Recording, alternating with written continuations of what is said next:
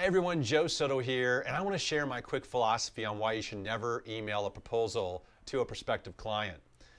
There's no doubt you've been in a situation where you got through with your initial sales meeting and the client says, just send me a proposal. And maybe you're trying to secure a client for agency services, maybe you're trying to get somebody for a monthly retainer, maybe you're a business coach trying to get them for a monthly coaching agreement, maybe you're a consultant trying to get a consulting project out of them, and whatever it is, don't play this game of sending a proposal. The first reason why is that's what everyone does. First of all, every consultant out there that's consulting for ongoing services or coach or agency, they're used to that. In fact, there's proposal software out there you can leverage and use, like BidSketch and PandaDocs and so on. And these are great services, and I get it. But that's what everybody's doing. So if you want to differentiate yourself from the competitors and you want to close more sales, then this is why you don't ever want to send an email proposal. Okay, so what do you do instead? How do you approach or answer that question instead? So I'm going to share how I do it. Okay, first of all, a proposal really should only be a summation of what you've already agreed on anyway. Okay, so if somebody does get to a point where they're asking for a proposal, that's great. It's typically a buying signal. They're really interested. They want to review a proposal. I get it. And you are going to draw up kind of a proposal / agreement. And my agreements really are the proposals, but I don't email it to them. What I do is I schedule a follow-up meeting so that way I have an opportunity to close them on the phone, on a Zoom meeting, or in person. Why?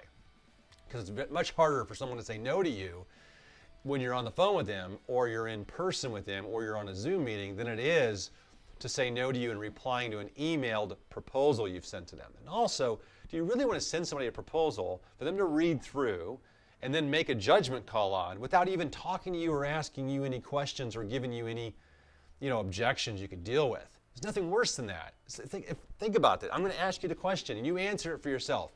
Would you rather have somebody review something you've written and come to their own conclusion without talking to you?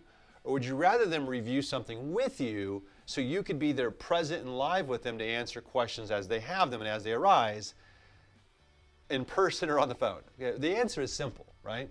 Unless you're afraid. And that's a fear you have to learn how to get over. So here's how I address it. Here's how I answer it. Client says, hey, Joe, we love what you're talking about here and what you're telling us, what you're shared with us. Would you just email us a proposal? When do you think we could have a proposal? Sometimes they just assume it. They ask, when do you think you can have a proposal?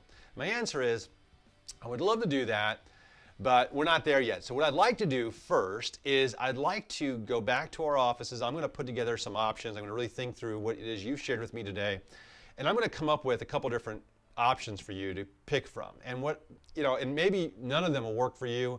And if that's the case, that's fine, and we'll part friends. What I'd like to do is let's schedule a time in our calendar, and I'll come back and I'll kind of share with you some ideas I have based on what you've told me today. And you can kind of green light one of the paths or one of the options at that time, and we'll go from there. How's that sound? Fair enough? They always say yes to that. Everyone always schedules the follow-up appointment.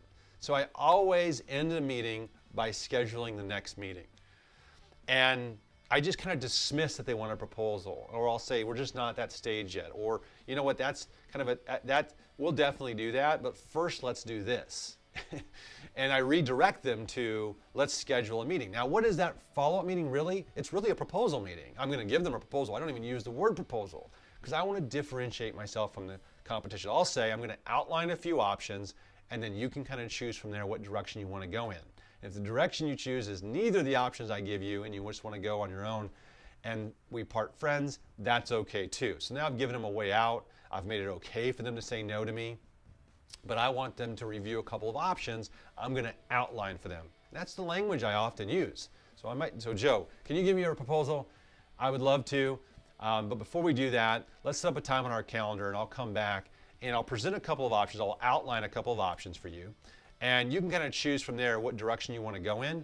And if you decide it's not a direction you want to go in at all with us, then that's okay too.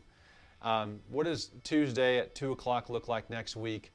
or maybe Wednesday afternoon, and let's look at our calendars. And I'll go into just scheduling the appointment. Let's go back to the, because I want to bring them my presentation of the proposal, and sometimes I'll do that,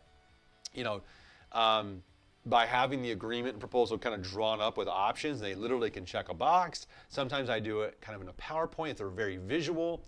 But either way, I use a different language. I use outlining some options for you, outlining some potential solutions for you, and you can kind of choose which path you want to go on, and depending on what budget you want to spend on this, or how aggressive you want to be, or how assertive you want to be with the marketing plan that we put together. That's how I answer it. Don't get caught up in sending proposals. Your closing ratio will go through the roof if you follow this advice. I promise you, you'll double your closing ratio. I know some of you have sent proposals and then they never emailed you back. You've sent proposals and they're gone, it's like they went into the abyss. Like, what happened to the proposal? Like, I never heard back from them. Or they emailed me back and said, we reviewed the proposal, no thanks. And then it's like, what happened? Well, what happened was you played the game that every other agency owner or consultant or business coach is playing, and you actually didn't serve the client because they needed to be able to ask you questions. You needed to have an opportunity to answer them. So there's probably some lingering doubt or objections that were never addressed because you emailed the proposal versus reviewing it with them in person or on the phone to help close up that relationship and starting a new relationship, opening the doors of a relationship with them going forward. So I hope that was valuable. And if it was, subscribe to my YouTube channel if you're seeing this on YouTube. Comment, I'd like to hear your feedback, and I appreciate you listening. Thanks.